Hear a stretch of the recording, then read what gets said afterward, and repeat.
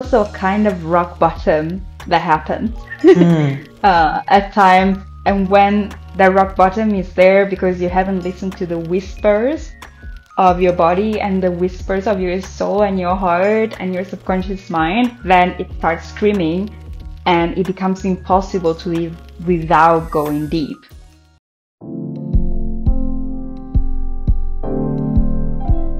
Well, hi there, and welcome to A Sit With Me podcast. My name is Solène, and I am your host. And today, taking a sit with me is a wonderful, wonderful guest that I met a few months ago, randomly in a store in Berlin, and we ended up talking and connecting, and we exchanged phone numbers, but I did not know what she was doing at that time. And then she popped up on my For You page, and I was like, that is amazing. You are coming on the podcast to have a conversation. And her name is Fede, and she's a somatic therapist. We're going to talk about what that is. And yeah, we ended up connecting. I sent her a message and she agreed to be on the podcast with me. And we talk about somatic healing and pleasure and reclaiming pleasure and healing through pleasure, self-love, and also her take on masculinity and healthy masculinity. Also, just a little trigger warning, we end up talking about sexual assault and sexual abuse. So just letting you know that in advance. But also, I mentioned that in the episode, but I received a package. I did not know that it was arriving that day. So there is a moment where you might hear my ring bell. It's okay. The magic of live recording. But yeah, she recites poetry and I got to share her radiant, amazing energy. I'm so glad that she accepted, to come on the show. I hope you enjoyed that episode as much as I did. Please share with me your thoughts, your questions at asitwithmepodcast@gmail.com. Share this episode and this podcast with a friend. I have to do more marketing now. So share this episode with a friend, put 5 stars wherever you can rate podcast. And yeah, I'm not going to talk any longer. I'm going to let you appreciate this beautiful conversation between me and Fede. Without further ado, please take a sit with Fede. There we go. How are you doing right now? I'm doing so well. Yeah? I am feeling in pleasure Nice. and flow, just really orgasmic. It Oh, feels that great. feels good to hear because I made the mistake of opening my phone this morning and seeing what was going on in the world. And I was like, oh no. But then I remember, no, I'm going to have a great episode with Fede. It's going to be fantastic. And I was like, I can't wait to have like your energy because I think it's going to be great. I remember when we met at the store. That was cool. So synchronistic. Yeah. Yeah. It was so crazy because we do have a lot of things in common. We are both French Caribbean. Absolutely. Yes. And we both figured that out. So like, yeah, it was so crazy when you told me, oh yeah, I'm from Guadeloupe. It's the first time it happens to me here in Berlin. Me Like never too. before. And that's why I always assume that no one knows. So like I start wide, I'm like, I'm Caribbean. And it's like French Caribbean. Yeah. And then when you knew, I was like, wait, because there are just 2 of us. So I was like, wait, which one? And then we're both from Guadeloupe. And I was like, oh my God, Yeah. this is those moments in life that are like freaking amazing. You told me that do you want to go? You've never been? Or do you? That I've been 3 times, but I haven't been like 9 years. Oh, wow. And my dad moved to Ivory Coast, so he's not there anymore. That's a trip. Yeah, I don't know. Whatever. Sketchy situations. I think he escaped from that. Okay. You know what? We all got to do what we have to do. Interesting. Yeah. But I lived in Italy most of my life. That's the thing that I was curious about because you told me, because of course, when you said French Caribbean, I like focused on French Caribbean. I was like, oh my God, someone from my land. Oh my God. But then I remember when I was backing, I was like, wait, she also said Italy. So like you lived in Italy as well. Yeah, I lived all my life in Italy, basically. From when I was born to up until 18. Oh, up wow. until the end of high school. And then I was like, I'm out of here. Really? Bye. Not me trying to go there. I went in Italy like south once and I was like, I kind of love it. And you're like, no, not at all. Well, the landscape is beautiful and yeah, I like going there on holiday, but I grew up in this super tiny town, like 1,500 people, kind of tiny. Yeah. And it was feeling so constrictive for my soul, plus beauty Interesting. standards, all of that. It was not my place, even just how people perceived me. There was a lot of people thinking, oh, I had cancer or something. And even just, I didn't feel like I belonged there Mhm.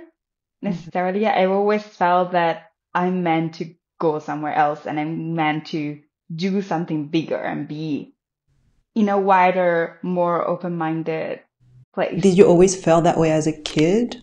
Or it's something like over time you were like, wait, I Hmm. don't like it here. I feel that it's not that I didn't like the place because it was beautiful in Hmm. nature, in the mountains. It was more the atmosphere and the way that the society works there. Okay. It just that it didn't sit right with me, and I was bullied quite a bit or isolated anyways, and it didn't feel like people got me, Like a safe place to even be just the like kind your of full self. exactly like I could, but then It would be too much. it was just not welcome. I fully understand. I Yeah. fully relate to that because at some point, same for Guadeloupe. I love my island more than anything. I Mm, love it. I love it. I love it. But there's a there's a part of me that's like I know it, and it's sad to say because it's my hometown and I love it. But there's a part of me that's mm, like I know that I need more to really expand and be my yeah. full self. I have to go back because it's my roots and it's my people, and I need the Mm, energy. But sometimes you feel like, I mean, and I feel like it's okay to say that, to know that your hometown or the places that you've grown in, maybe it's not like the place for you that you will thrive. And I feel like it's okay to say that. Maybe some of us are. I know that I had a lot of yeah. shame around that, but now Mm, that I feel that I'm expanding and I'm stepping into my power in my life, I'm like I'm glad that I was able to recognize that yeah. I might need to move to be Hmm. great, to be myself. Yeah, absolutely. For me, it was life-changing to move. And you moved directly to Berlin Even then. just, yeah. No, I moved to London for Ooh. 1 year as an au pair, like living my best life. It was so much fun. And there, my healing journey started. It was really, really messy in the beginning. Oh, I can't wait because we're gonna talk about that. Uh, I mean, you talk about yes, your journey, and I know it's that it is such exciting. a big part of your work. Before that, I got in my notes Yeah. disclaimer: I might receive a package, so if you hear a big ass Hmm. like my ring, my apologies. I didn't know it was coming today, so I might have No to do that. worries. But I just said that for the people listening. So you have a very interesting career and calling. We didn't talk about that the first time we met, but then I Yes. talked to you. You came up on my For You page, and I was like, oh my God, I I know love her. I know her. it. And so I messaged you. We exchanged phone numbers, so then I was like, I just saw you Yeah. on my For You page. Like, what is this? And then I kind of stalked you, and then I was like, okay, she needs to be on the podcast, obviously. So I you love are it. a somatic healing and sensual embodiment coach. Can you talk about that a little bit in your own Yes. words? Yeah, so I support women to alchemize shame into pleasure and really attain into wisdom and wisdom into power. That is my mission here on earth and in the areas of sexuality, especially intimacy and womanhood overall. So I'm super excited when it comes to that. And to me, it's very much about helping women release especially shame so that they can have more space to be their most authentic whole self and truly shine instead of trying to fit into boxes. And I realize it especially having talks with past clients and current clients and friends just asking me about dating in specific and here in Berlin, just saying dating is so hard here in Berlin and blah, blah, blah. And how do I make this person obsessed with me? And I was like, no, we need to change the whole paradigm. Mm, It's not about making a person obsessed with you. It's about becoming so in love with yourself and mm. having such a full life and feeling so authentic and so confident in your authenticity, in your authentic expression and wholeness that people are magnetized to you and the people that don't want you, are irrelevant. Mm-hmm. You don't even give them the time of day. So like And I realized, okay, this shift needs to happen and it's an inside thing. really taking self-love as the starting point of everything. Like first you love yourself and Absolutely. then like the world loves you, quote unquote. If I It's like, I don't feel that it's conditional. It's more an internal shift that needs to happen for us to respect ourselves and not go chasing anyone just for validation. Because I saw that in myself too. I used to be in love with being loved. And there's still this part of me that sometimes comes up and it's like, oh, I'm being flirted with. Like, I'm the best person. I don't even have to be on dating apps. I'm just picked up in the street.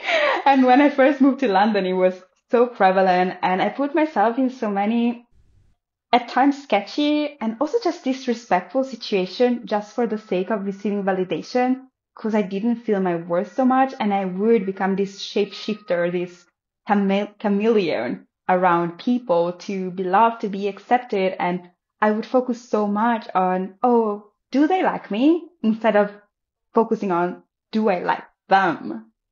And I had this realization at a certain point that it's something that happens to majority of women unless we did some intentional work on it, which is why I then did my training to become a coach at first, NLP, a mindset coach, and then hypnotherapist and somatic therapist too absolutely in the love area that. of womanhood. I love that. I love Yeah. everything that you're saying. It's absolutely amazing. Because it is true that a lot of us are seeking wanting to be loved even Mm, before we've spent enough time with ourselves and be like, wait, do I love myself? Do I like yeah. myself?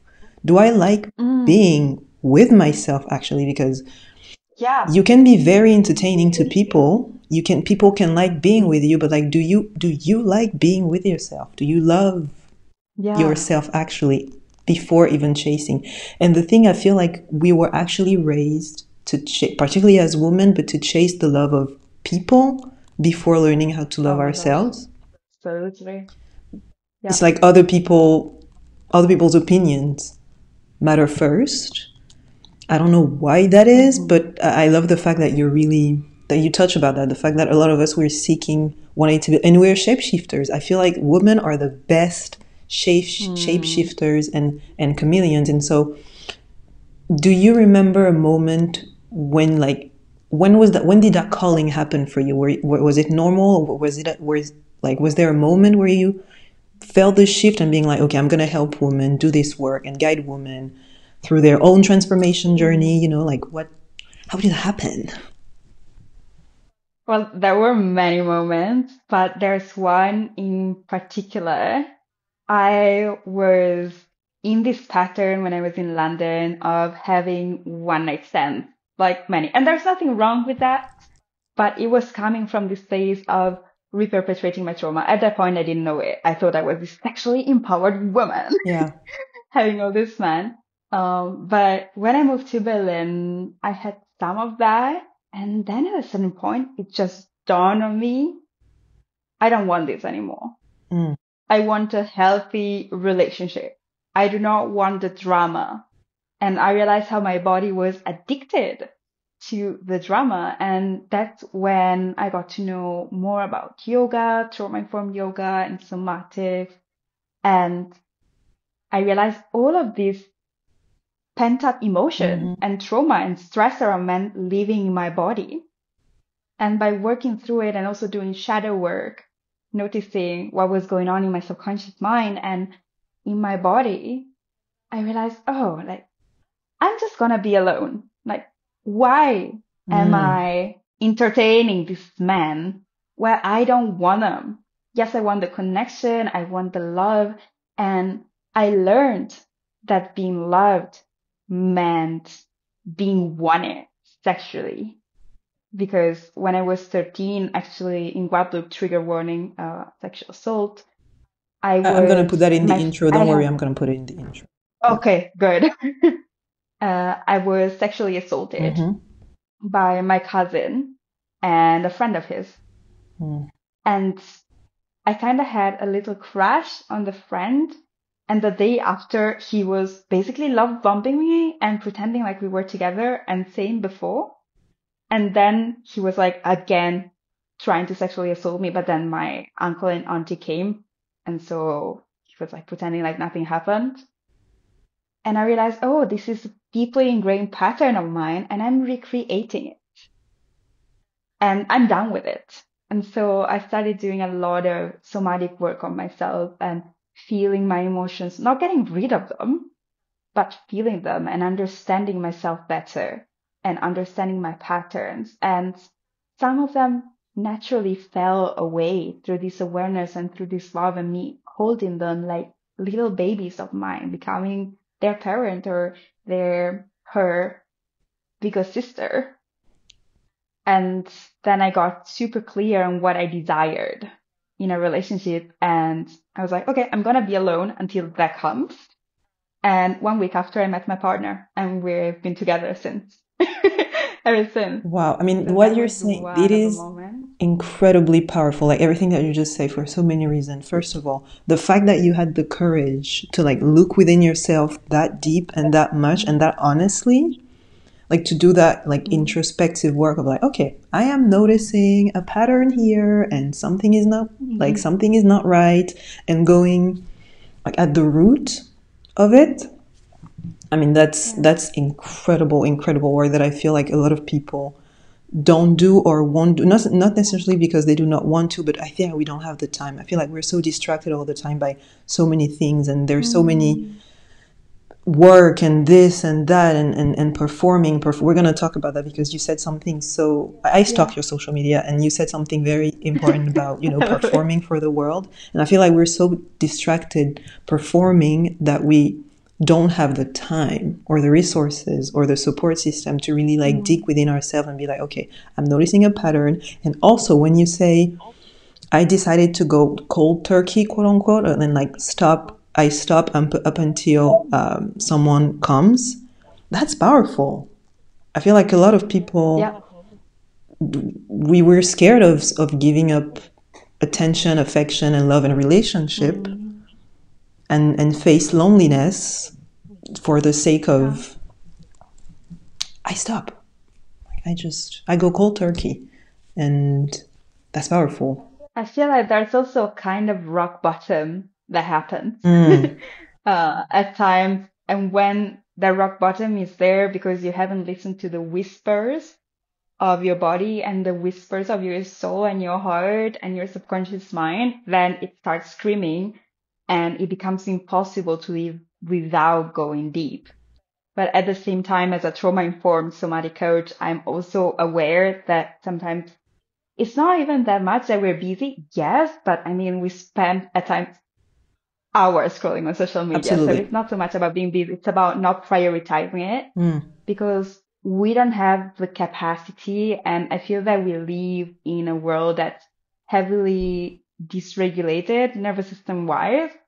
mm. And once we start just taking some time to love upon our nervous systems and to learn to be capacity to build capacity to be with ourselves and to be with our full spectrum of emotions, then it doesn't even require hours of our days to start doing this work. It can be 5 minutes of mirror work. It doesn't need to be anything super complicated. And I was having this conversation with a client the other day because she was like, oh yeah, I don't know. I need to do all of these things to heal. And I feel that sometimes we even fetishize healing. We fetishize being Mm. regulated all of the time. Like it's not needed. You can still be human and you can be on this journey and it is fine. And it's just about Mhm. building the capacity, staying consistent and having support.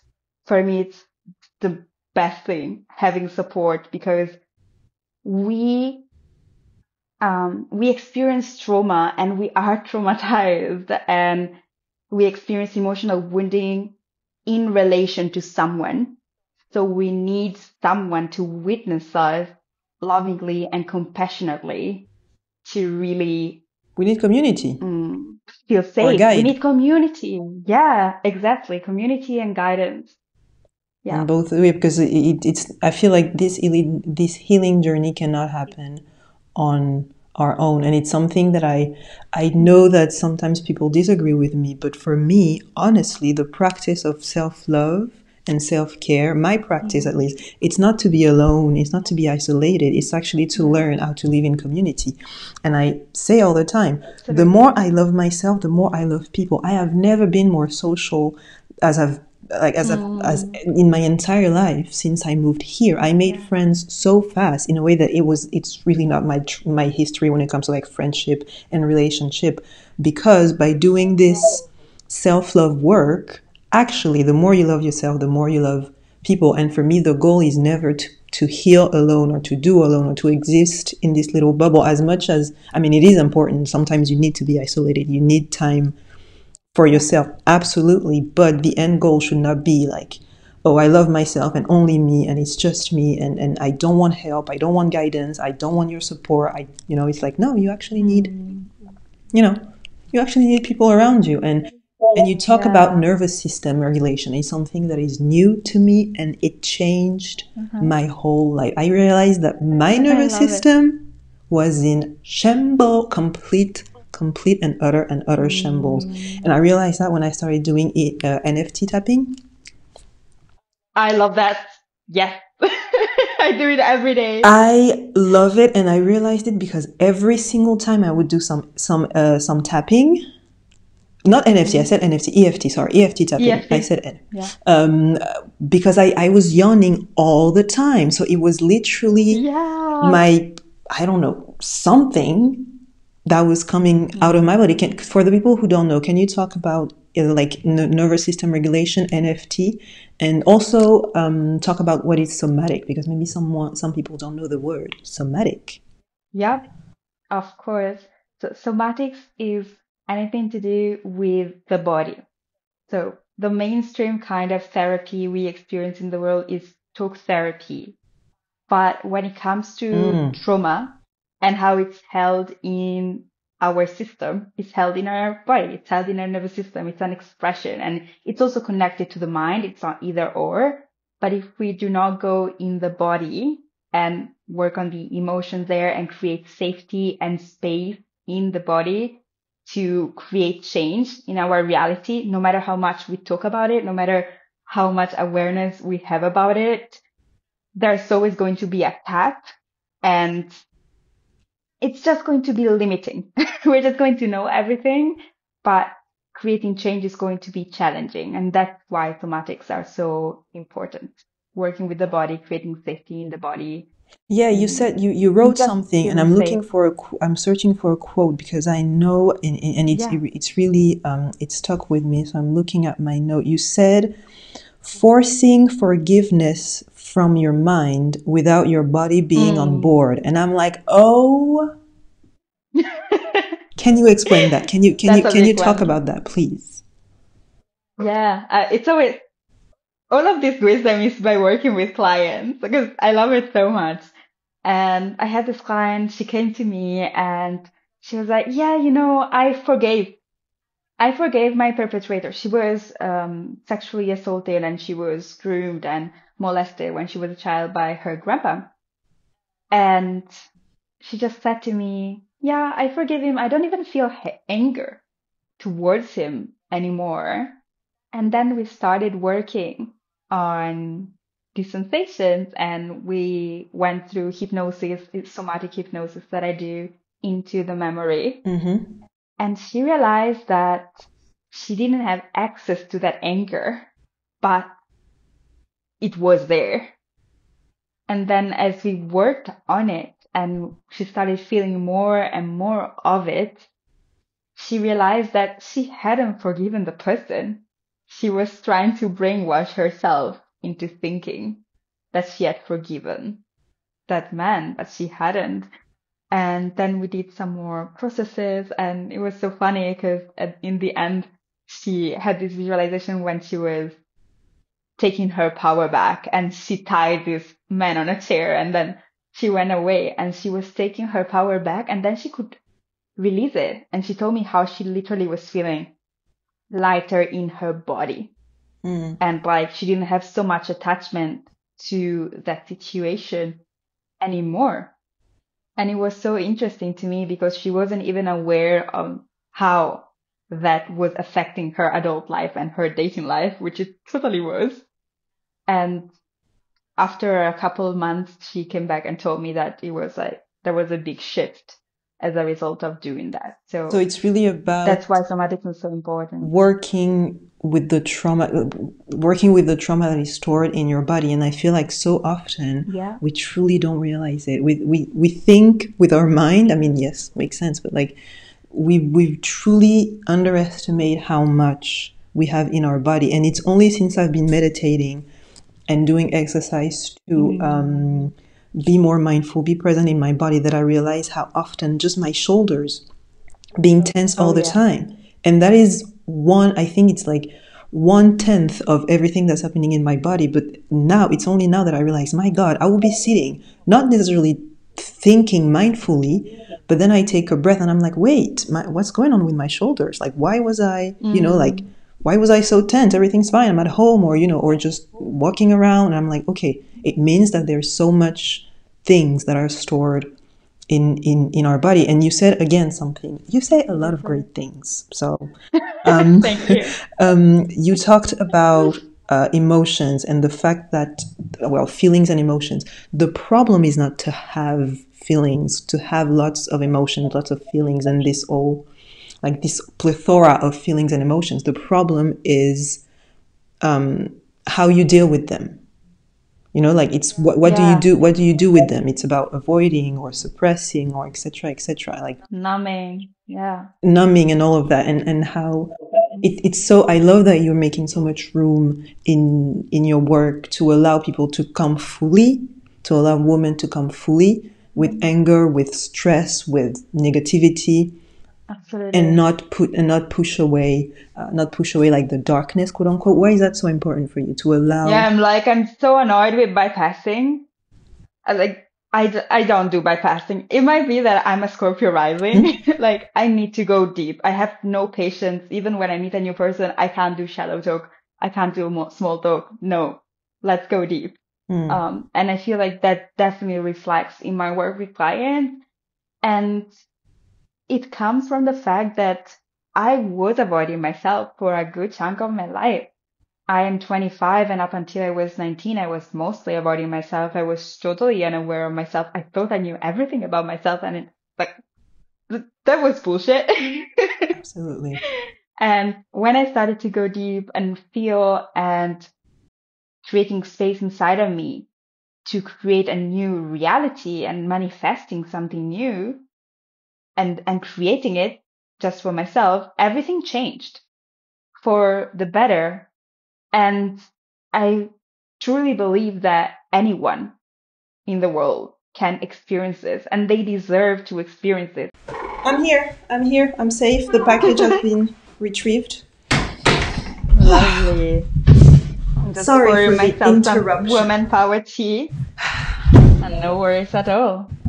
Okay, so please keep going on the importance of having emotions and not avoiding them, and why is it so important in your work to allow Yeah. darkness and not avoid these negative Mm. parts, quote unquote.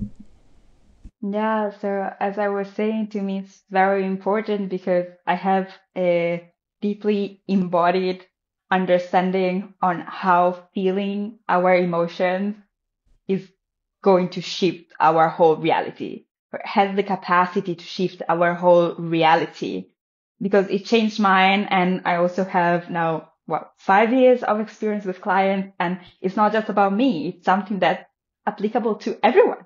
Like really, it might take different amounts of time, but it is life changing to learn to be with more of ourselves. And I simply do not believe in spending our lives numbing and avoiding and just in total disconnection to Yes, most of yes. ourselves and our richness and what makes us and what makes us I feel whole like this is and our beauty. authentic. This is our beauty. Yeah.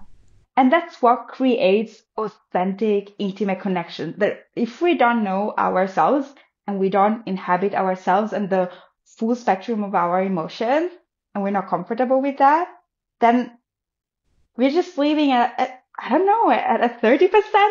and showing that to a person, but then they don't know so much of us. And we're also not in connection with that other 70%, which even though we're not aware of it and we're not fully embodying it, it's coming up.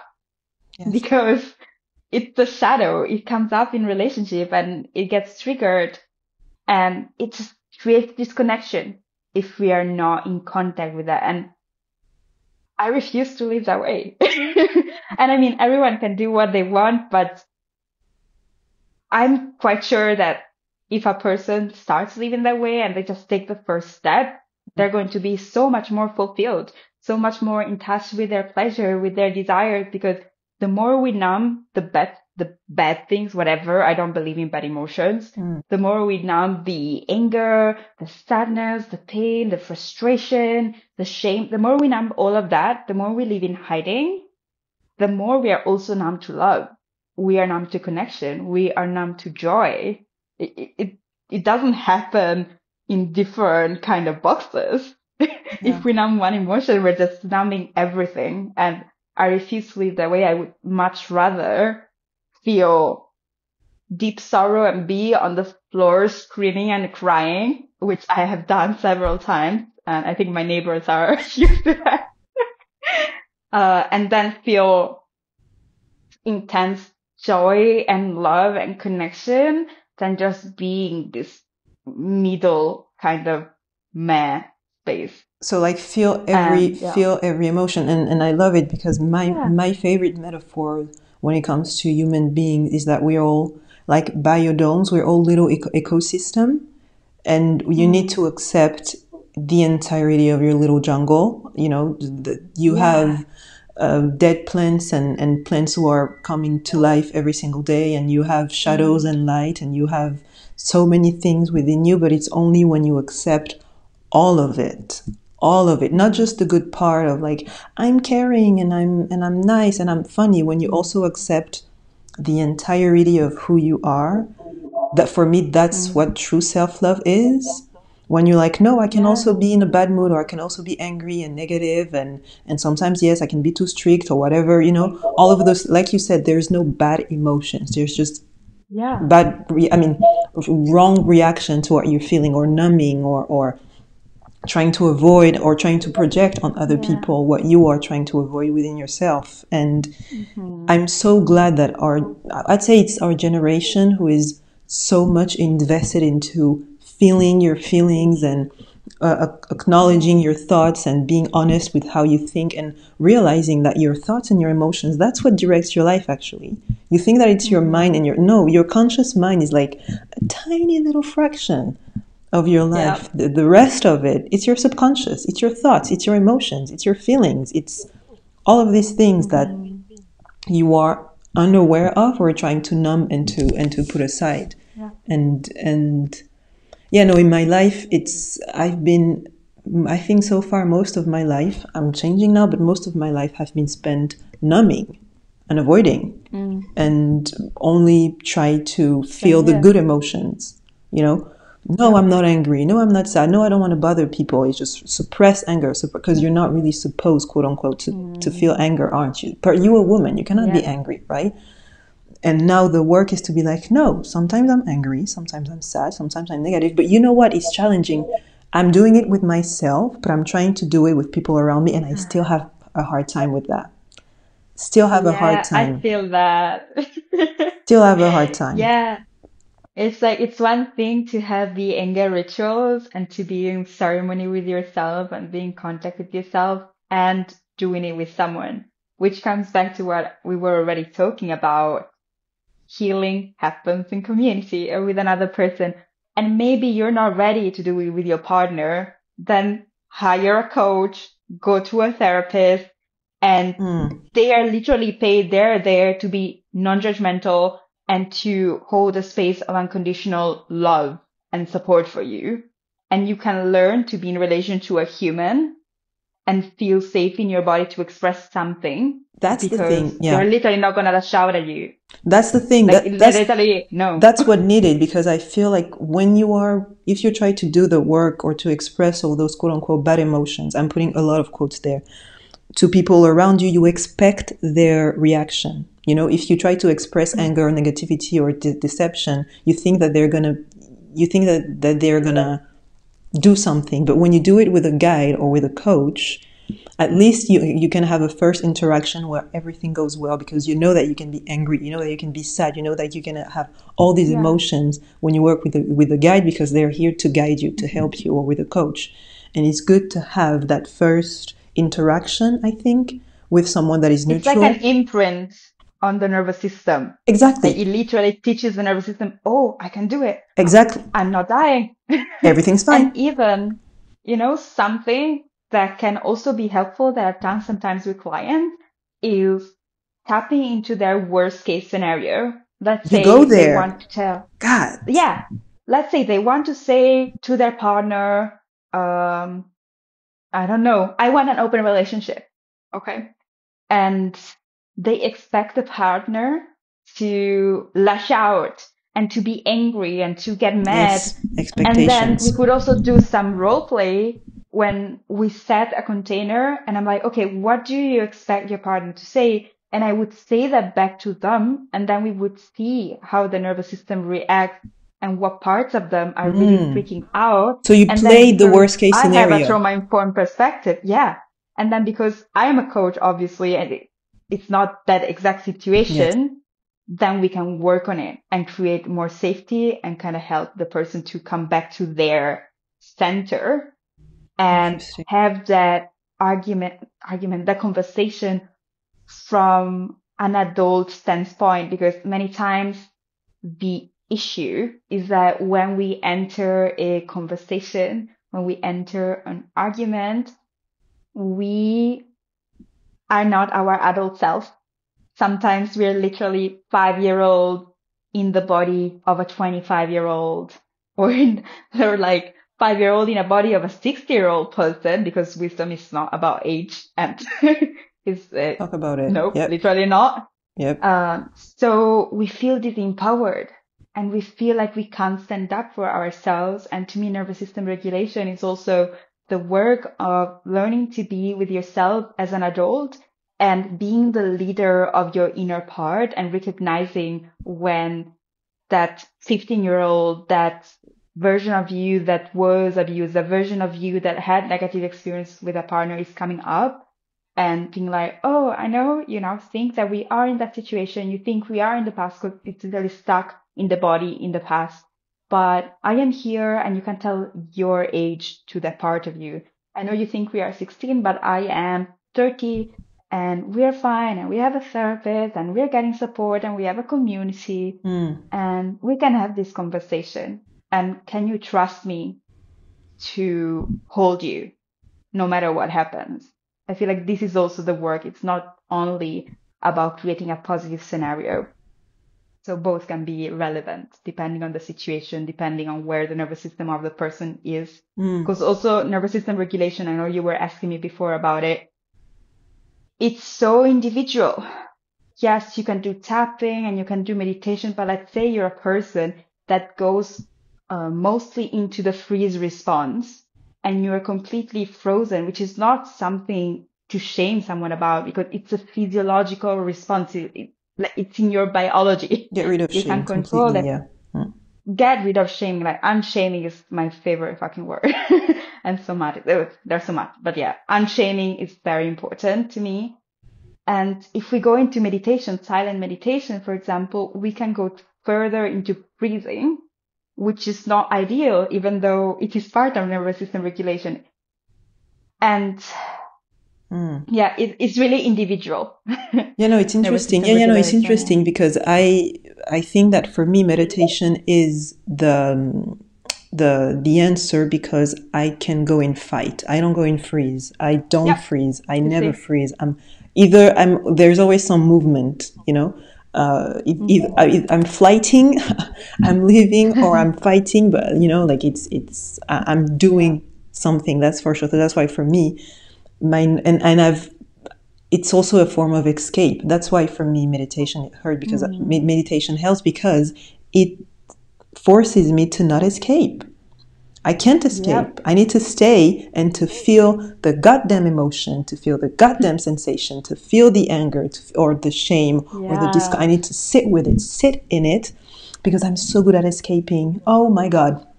I create scenarios. I create this. I'm so good at escaping that the pain or the shame, etc., etc. That for me, the nervous system regulation is all about, okay, stay in the present, stay here, like don't actually freeze a little more, stay more present and feel the transformation happening. And I feel like in your sessions, it's a lot about, it's a journey to transformation, like almost like a rebirth, right? And I was wondering. It is a rebirth, yeah. And a remembrance, to be honest. I feel like it's a mix. I love playing with polarity. To me, it's not just about transformation. Yeah, I can call your central alchemist because alchemy is important. But sometimes the alchemy is really just remembering who the fuck you are and being with parts of yourself that you forgot were you because you suppressed them, you put them in a closet in the back of your nervous system, in the back of your subconscious mind, to belong. And to me, it's also just about remembering, and it's a homecoming, coming home to more of yourself and the rebirth, because there are some things that you can step into. Yeah. But I also work from the stand that what comes up is already within you. It's just something you didn't have the capacity or the safety to tap into before. Because you didn't have the community, because there was shame, because there was judgment or whatever. I love that. I love the idea of coming to yourself. I love the idea of coming to yourself because, and I'm trying to get away from the whole changing yourself. I mean, I'm trying. It's just I feel like our vocabulary is not like wide enough yet, but it's like, yes, I will encourage people to like change yourself, but change yourself to become more of yourself. Does that make sense? Not to become another version, just dig deeper within yourself. So that's what I'm trying. Every time I talk about change, I'm trying to have the nuance of like, not to become something else, to become more of who you already are and to actually shed all the layers that the performance aspect, everything that people expected of you, the boxes that you were put on, all the behavior that you've absorbed from society or from your parents or society, etc., etc. Get rid of that and go back to yourself, to who you are, and discover that. And I feel it is a hard journey, though. I think that it's a hard journey. I feel like it's not easy. Yeah, it can be so hard, especially alone. Like that's the thing. Being community of people doing your same work or that have already done the work so that you can feel supported. Because alone it's just gonna take so much longer. And it's scary because you don't know what's there. You don't know what's there. Honestly, if you've been disconnected from your body from a very young age, and I feel like as women we are disconnected from a very, very young age. Like that means that you don't know really what's there, and it can be scary and it can feel heavy, to do such a work of going back to yourself. But I think it's necessary. I think it's oh, absolutely crucial. And it opens up so like a different realm of pleasure too.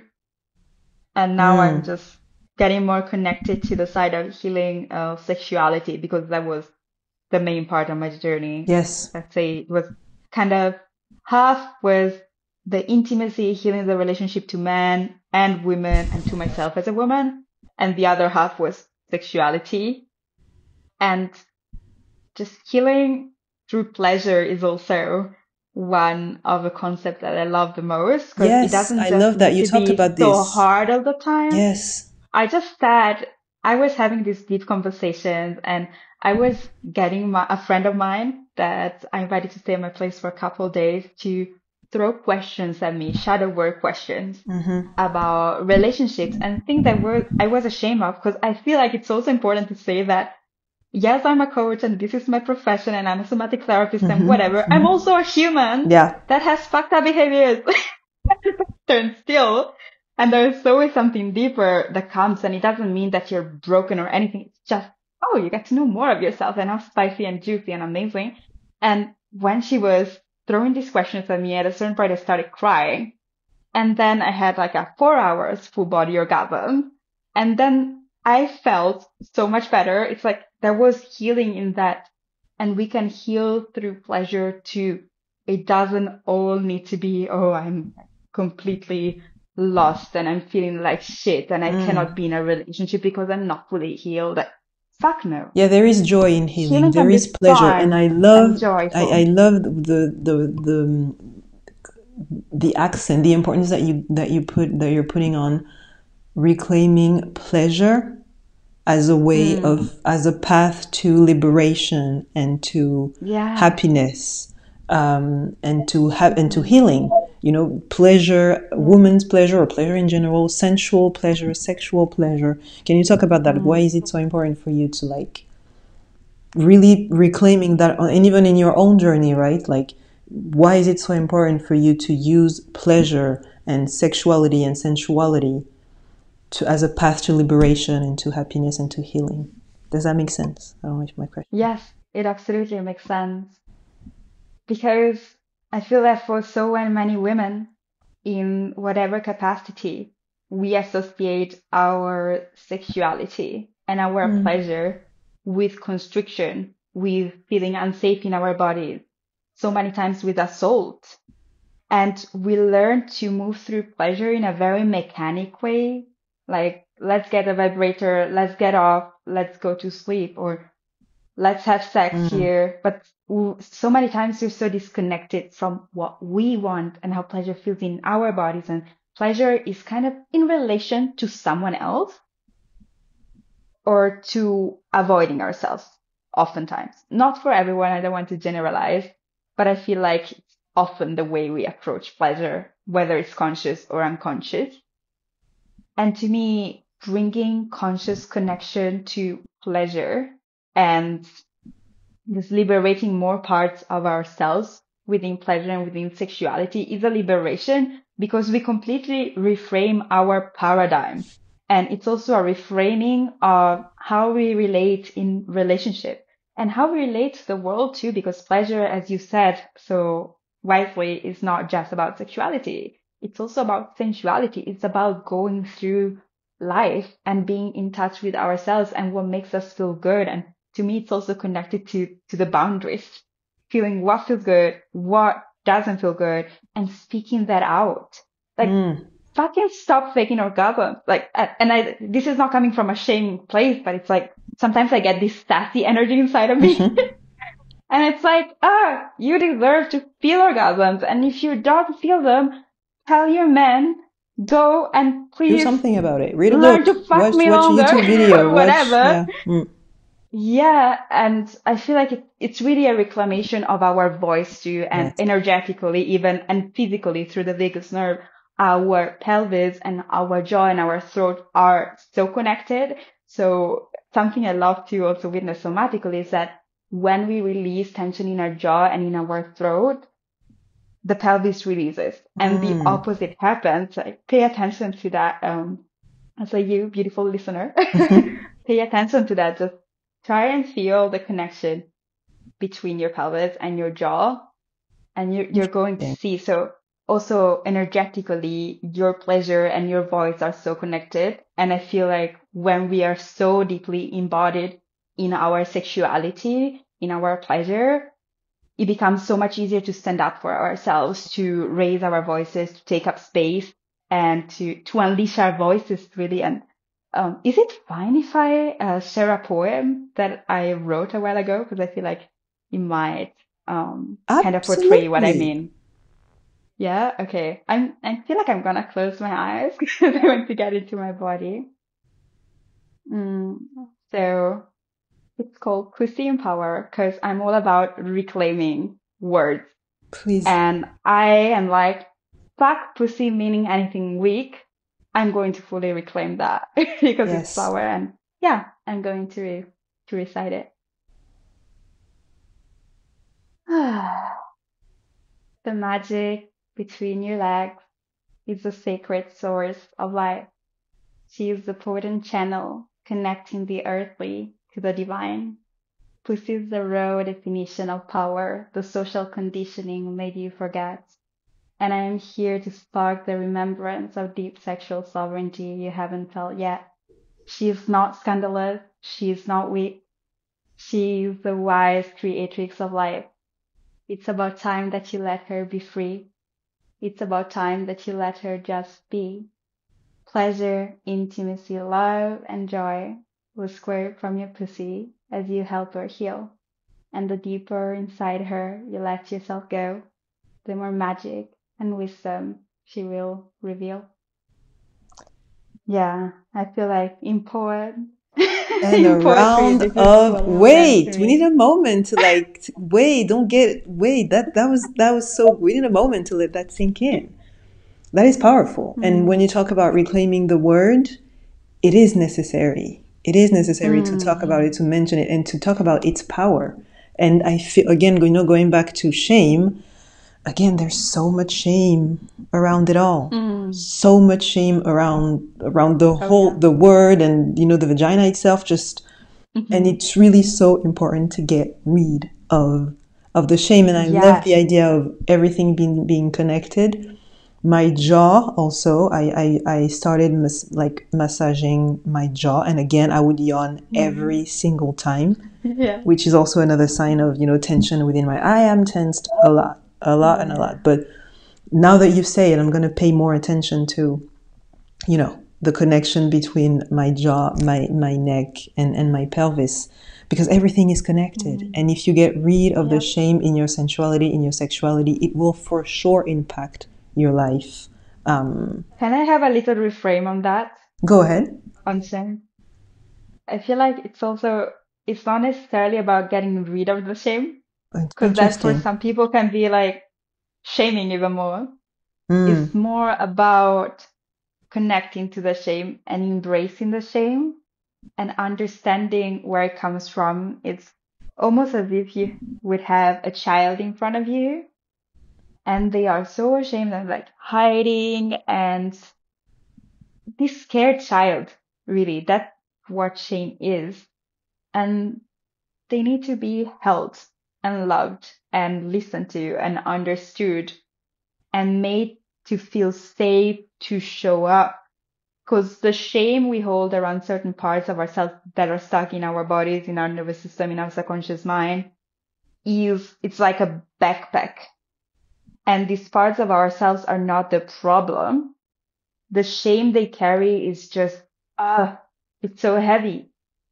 And they need this permission to put the backpack down and that they are loved and that the shame that served them for a certain amount of time to fit in into places and kind of belong, and the shame that helped them to feel safe even sometimes, because sometimes we need to hide certain parts of ourselves, especially as Mm. children. We cannot just move. Like Yeah. we are in a family, we Yes, are in a classroom. that's We true. can't escape that, right? Mm. Sometimes the shame it's a helpful It's a protective survival. It's a mechanism. protection. It's a coping Yes. mechanism. That's the word I was looking for. So exactly. So we don't really want to shame it. We just want to create safety to tell that part of us that's holding all of this shame, it's okay to put it down. Like you are safe to be here. And Mm. this is somatic shadow work to me, even energetic and subconscious shadow work. And then these parts that we're holding this backpack of shame Mm-hmm.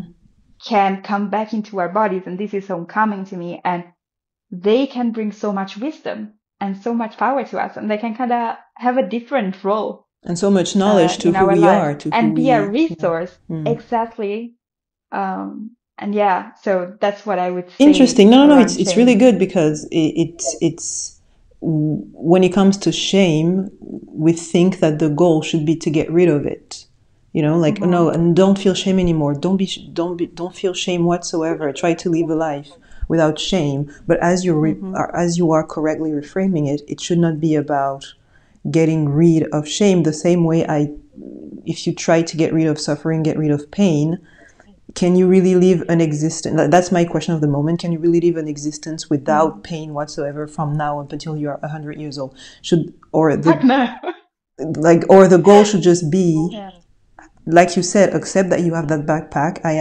I felt shame at some point, or I felt pain, or I felt suffering, and just create an environment where I can accept it. I can put the backpack down, and I can reconnect to the shame. So that's actually the perfect reframing. Don't try to get rid of it again. Like you said, it's not about avoiding. It's not about evicting the emotion or the feeling. It's not about numbing I it. love evicting the emotion. That's Being like, such get out a of my great way house. of No, it's saying actually, oh, you here. Acknowledging the looking at every single. That is interesting. Yeah, it's a great reframing. Look at every emotions, every feelings that you have, and just be like, you here, and it's okay. But why do you think it's so hard then to do that? To accept that this is here? because we were taught for so long that it is wrong for it to be here. And oftentimes we are around people that are uncomfortable being around those emotions because they're in us, because they are uncomfortable being with those emotions in ourselves. So if we want to break the cycle, it starts with that. Just First breaking with the that, yes. cycle. And when Yeah. because now you talk openly about it, and you talk about sensuality and sexuality and orgasm, and you show your journey freely. You talk about your journey and what you've went through at the age of 13, and it feels like you've reached a point where it is comfortable for you to do so, where you feel Oh, comfortable to do absolutely. that. Was that always the case? Did you grow up in a Oh no, Yeah, that's what I'm going to touch on. definitely Like, yeah, not. the journey of getting to that point, which is because it's inspiring. Yeah. But I would like to talk about how do you get there if it was not the case. No, definitely not the case. No. So, let's start with my sex talks from my parents. My mom's sex talk was don't have sex until 30, don't get pregnant, bye. Okay, The sex talk and boy talk from my dad was in Guadeloupe, actually right before I got oof. sexually assaulted So by I my know that cousin one and was his not friend, like good. shitstorm. And it was boys are dangerous, don't approach boys, and like don't expect them to be nice to you because they just have one thing in their head.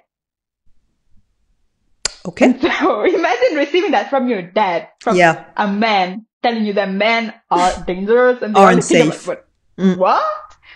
Well, anyways, then I got sexually assaulted and there was no way I was going to tell anyone about it. I thought it was my fault because I let myself be with the boys, knowing that the boys are dangerous and they only think about one thing. And so for 7 years of my life, I didn't tell anyone, not even Wow. myself. I repressed it, I avoided it. And then I moved to Berlin. I met my partner after doing some work. That wasn't necessarily on my rape, on my sexual assault. I was also sexually, well, raped actually in London, when I was 18. And then I decided to take a yoga teacher training. And I remember being in this class. It was a deep hip opening and heart opening class, and it was lunch break.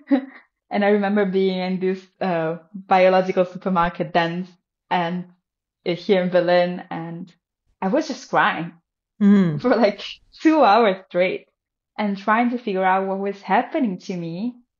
And I realized, oh, like I was holding so much Your body was responding. pain Yeah. and grief and shame and guilt in my heart and in my womb and just so much pain.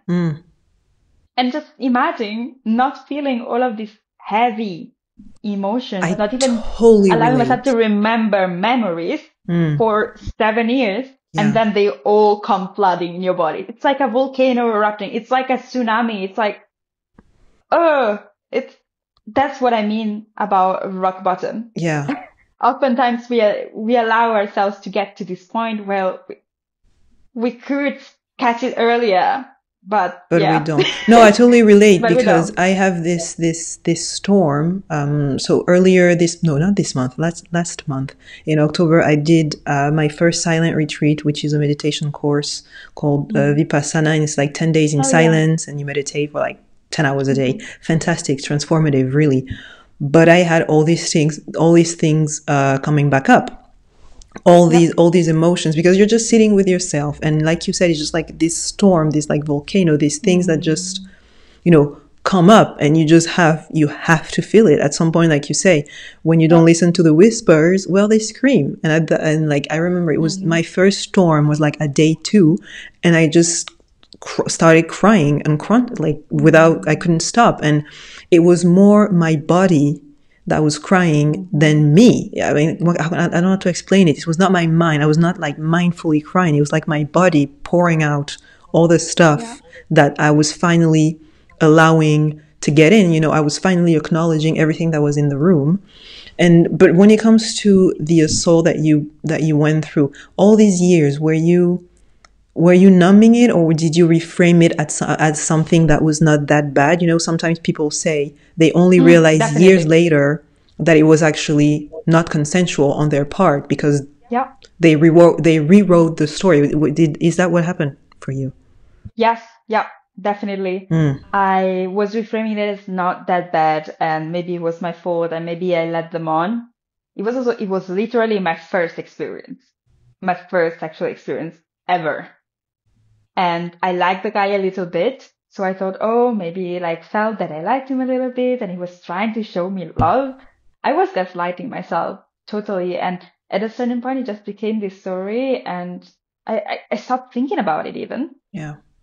And then it became a pattern because of course, just because you don't think about it and you think it's fine and you tell it in your Surprise, mind, it's surprise.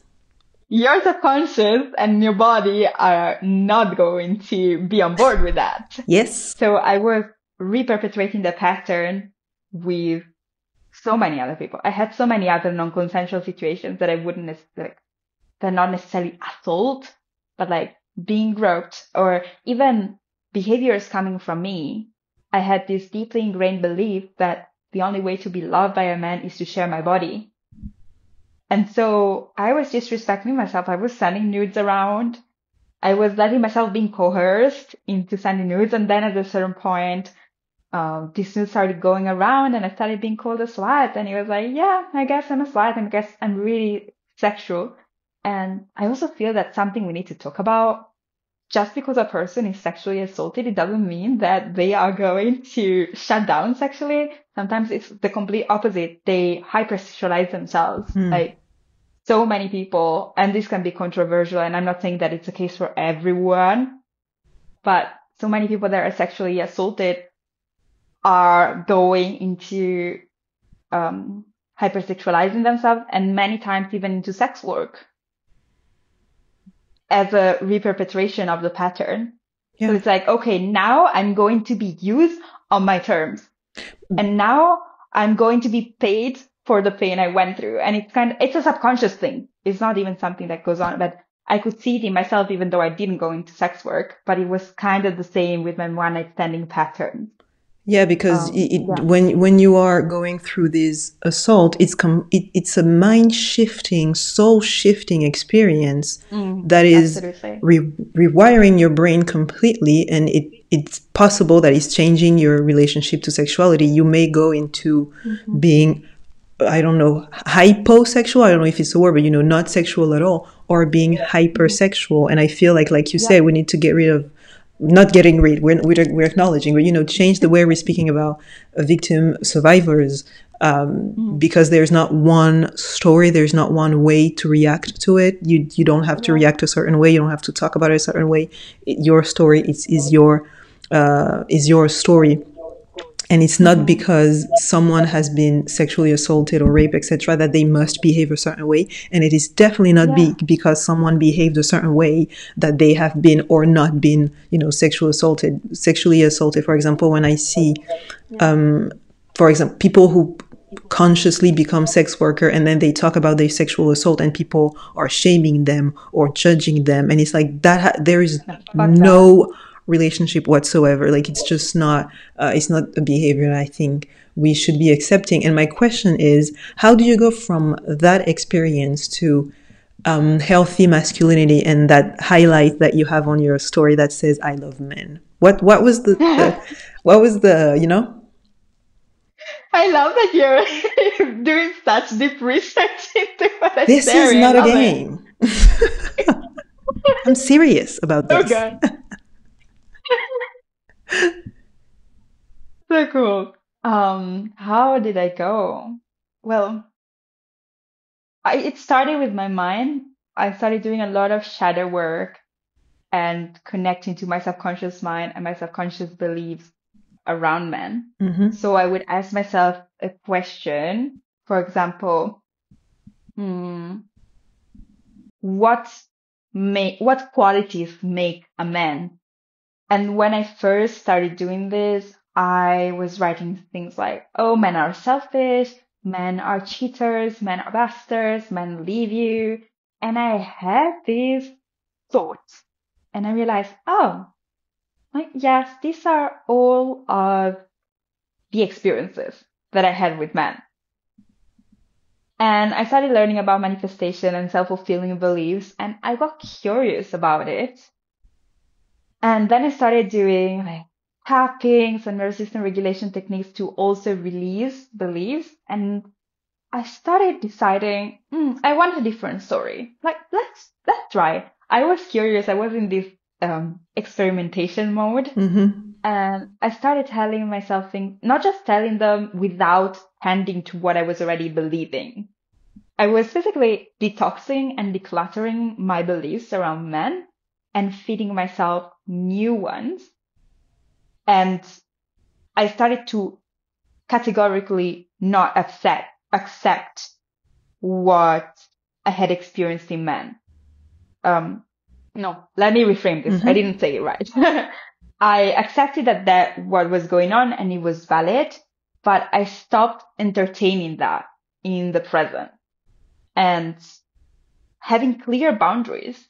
And that's when I decided I'm gonna be alone. Like, I don't fucking care unless the man is fitting this new story of mine, which was not about how the man looks. It was about the qualities and how Mm-hmm. the man would make me feel. I'm not going to entertain him because this is not my reality. Like, I'm done. Mm. I'm done.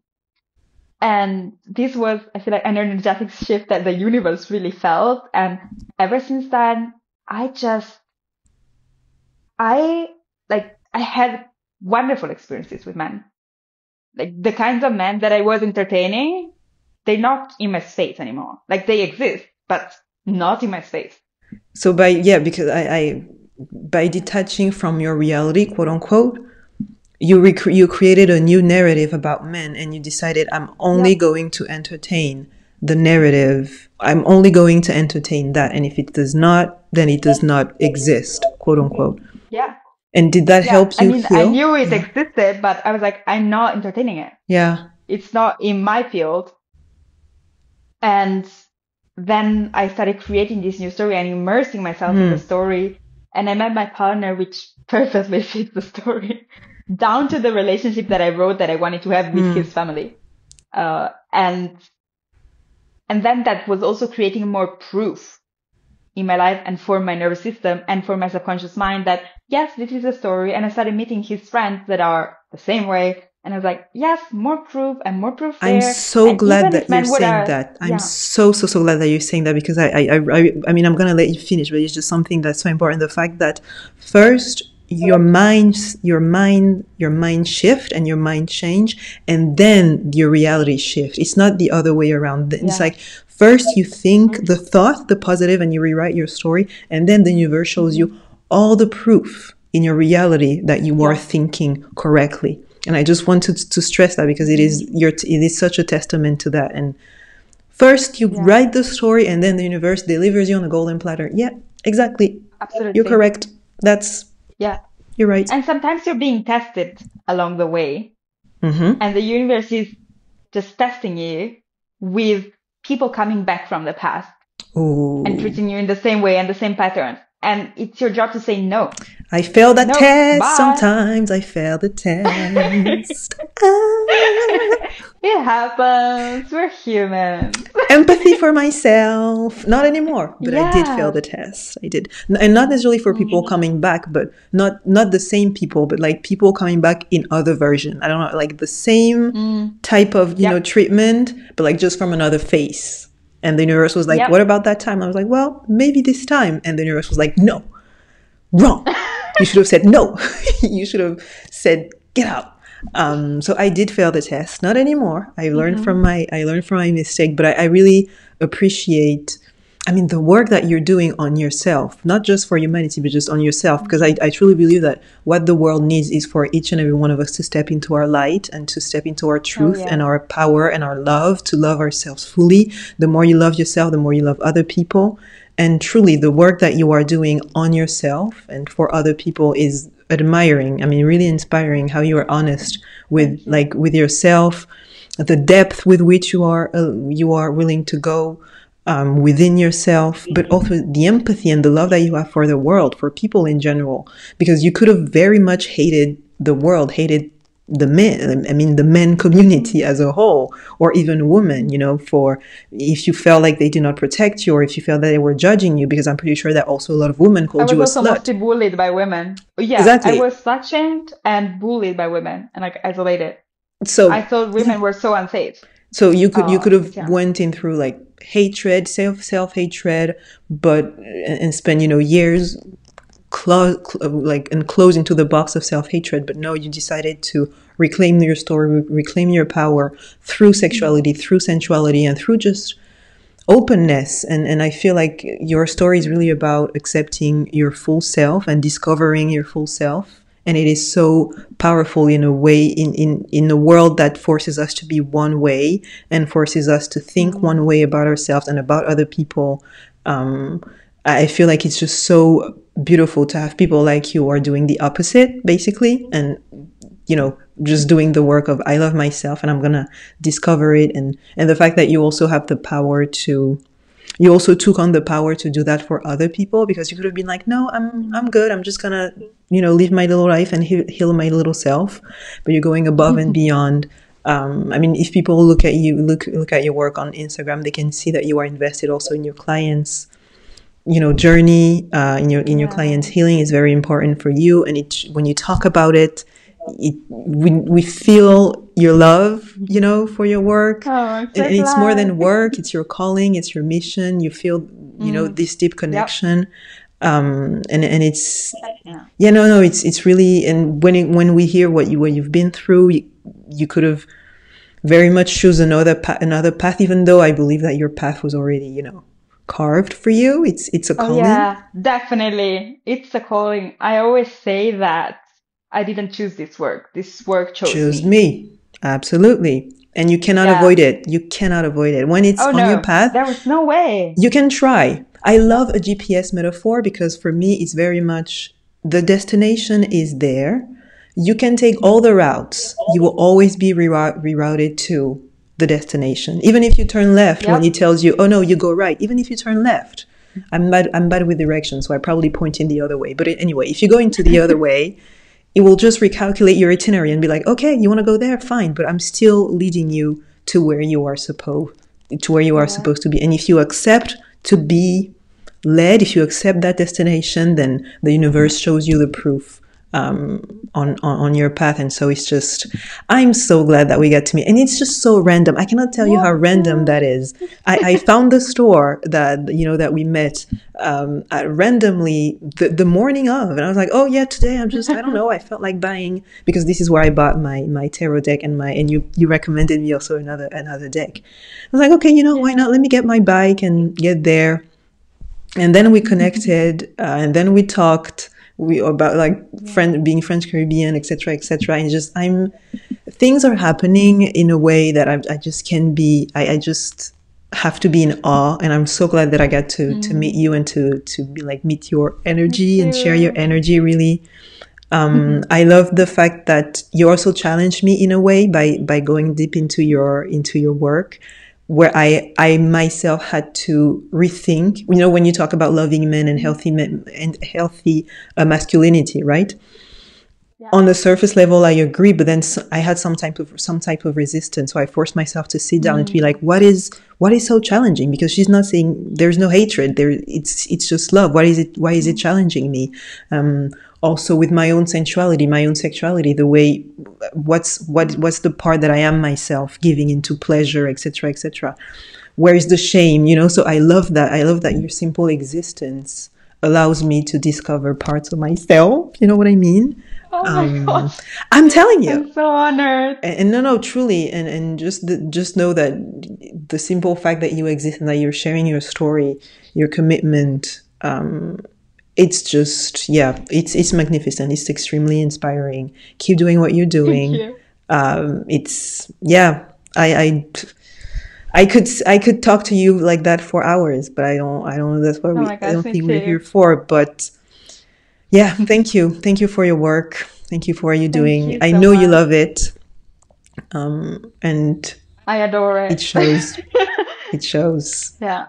It shows that you really love it. Anyway, do you have any advice maybe for our listeners who are trying to get into that work, who are interested into,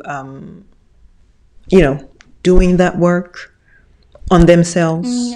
The first step, encourage them to take the first step. Yes. So the first step, I have a free Telegram community, which is all about that.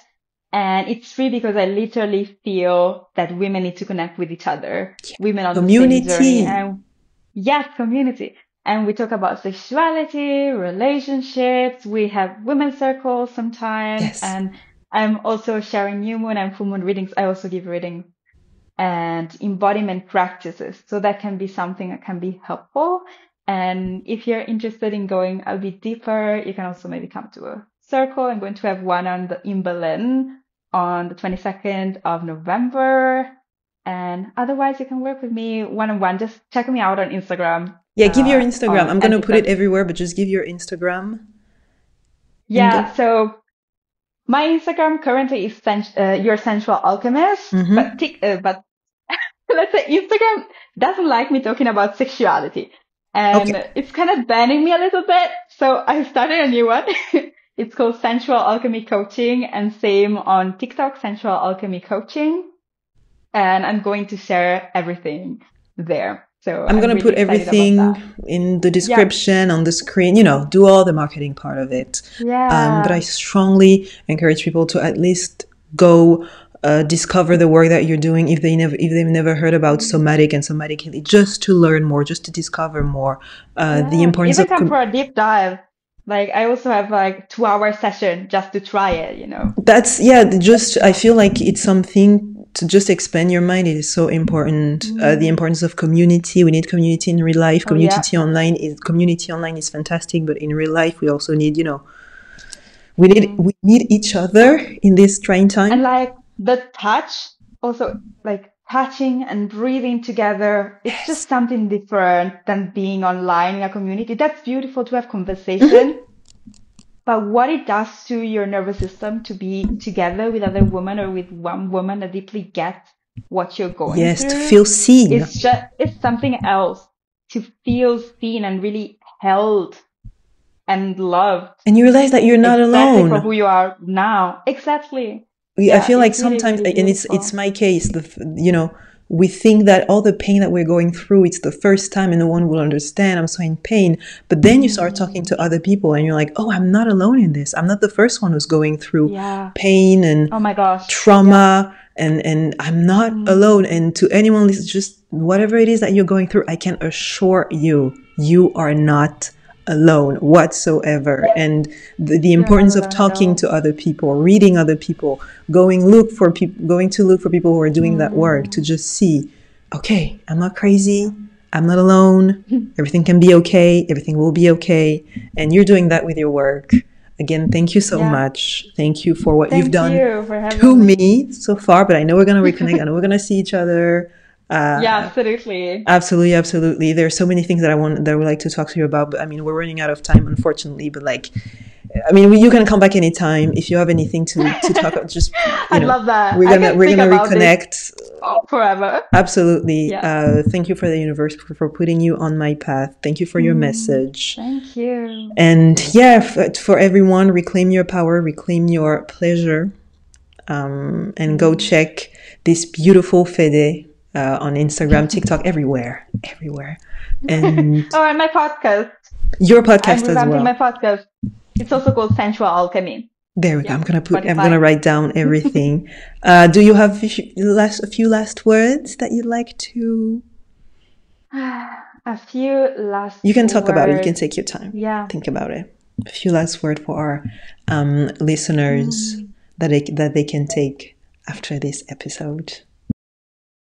That being community is unshaming itself because of what you were sharing. You're going to listen to stories of other people, witnessing their processes, their emotions, and holding each other. And the unshaming work is going to happen so effortlessly because of being in community and connection and seeing that we are all going through this thing together. Yeah. There's power, there's And beauty, there's love in community. Yeah. And tapping into your sexual power, or as I like to call it, the magic between your legs, is going to be life changing because it is literally the portal between life and death, between the earthly and the divine. Interesting. And you don't just birth babies through your yoni, through your vagina, you also birth ideas. And Interesting. just develop so much creative energy, and you can raise this energy into your whole body and make it flow, and life is going to just be so much more delicious. Sex is going to be much more delicious. Your connection to other people and to your partner is going to be fucking mind blowing. You can have full body orgasms, breast orgasms, G-spot orgasms, cervical orgasms. Like the clit is like an appetizer. Yeah. If your pussy is not lubricated, she's not ready to be penetrated. Oh! I think that's it. And that is how we're gonna end this podcast. Naturally lubricated. That is exactly how we're gonna end this podcast. On that sentence, it is perfect to round it up. Thank you so much for agreeing to be on the podcast. Thank you so much for this conversation. Thank you. And talk to you very soon. I will come at one of your circles. I couldn't the last ones, but I'm definitely gonna be there at one of your circles. And I'm gonna keep stalking you, and I'm gonna see you somewhere in Berlin for sure. And you are welcome back on the podcast any freaking time. Thank you so much for taking a seat with me. Thank you. Mwah. Mwah.